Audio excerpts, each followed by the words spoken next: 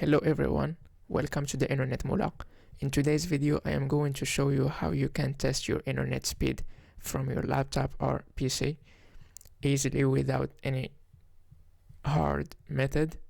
So if you find this video useful, don't forget to like the video and subscribe to our YouTube channel to get more tutorials. So let's go ahead and start. The first thing, open Google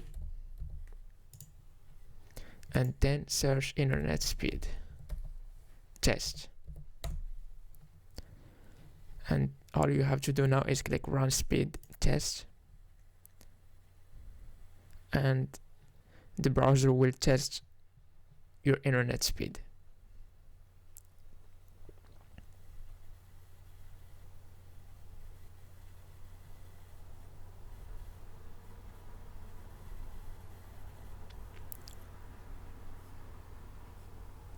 And as you guys can see, your internet connection is very fast.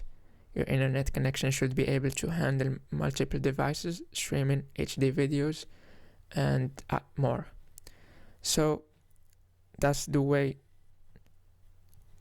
to test your internet speed without like a hard method. So if you like this video, click on the like button, subscribe on our YouTube channel to get more tutorials. Thank you guys. See you on the next video.